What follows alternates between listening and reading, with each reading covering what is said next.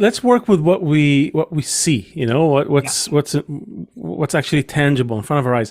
We look at nature and we see a lot of individual particles that have no business being together, somehow finding their way to be together. Right? Starts with the universe. You could have had just a cloud of stuff. No, you find aggregations of things. Right? You find planets, solar systems, galaxies. You find things kind of get together.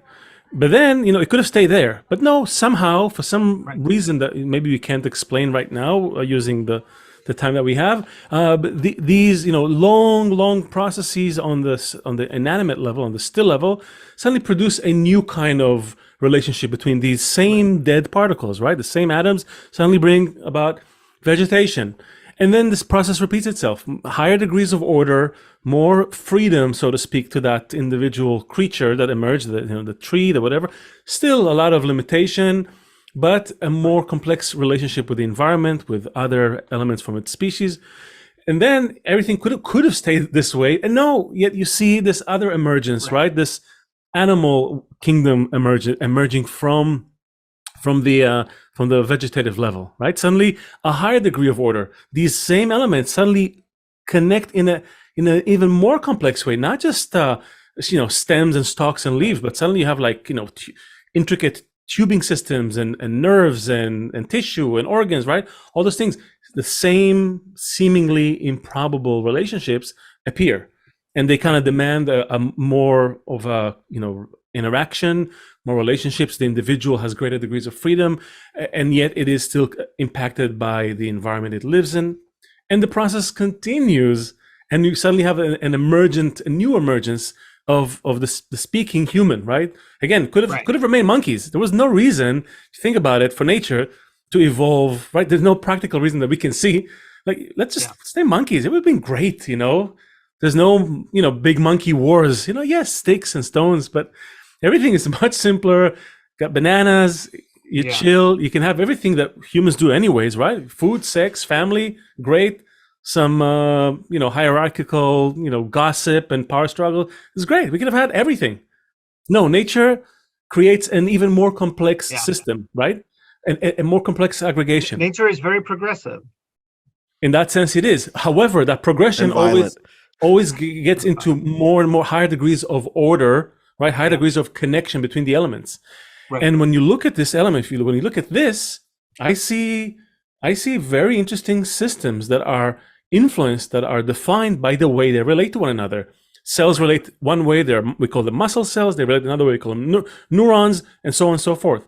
And the best thing of all of it is somehow it gives rise, or it allows to, or whatever you want to call it, this to happen. Conversations, thinking, consciousness, and even beyond. What we're saying, the simple thing behind what our construct is, what if we participated in that process and connected these individual individual nodes in the system that have become kind of solid nodes, people? What if we connect them in a way that's beyond anything, right? No, you can definitely, and I feel you should. I mean, that's really part of having kind of a benevolent goal in life, that you're trying to help yourself and everybody else. It's not even about benevolence. It's just simply about how systems work. They did the study of scale-free networks, and you see that the network undergoes this transition, and when a critical kind of tipping point is crossed, and all individual nodes they become one entity. They become a node in a higher system. Why?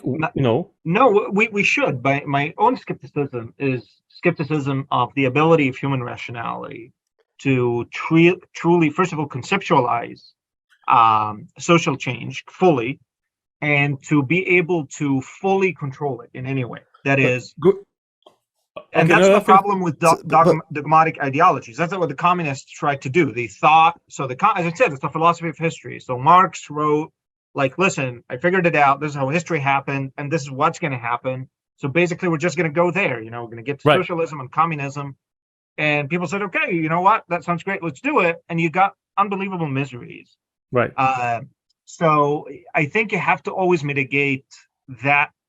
And religious faith as well. You have to always mitigate them with some healthy sense of skepticism, of your own ability, at least, to really fully understand where you're supposed to We, go. we have an answer to that. It has to feel right. You know, when you, Seth will tell you, when you go into a family, you know, yeah, that you feel the love of the family. End of story. Nobody needs to teach you about how you interconnect and interrelate, and that you have, you know, your mother has brain cells from your body when you're in her belly, and like, I don't care about that stuff. I just feel it.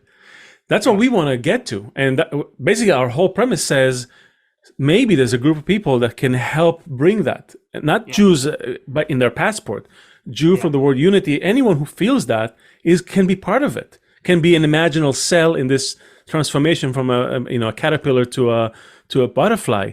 Can be a hormone cell, right, in that body that has to go through puberty. That's what we're saying.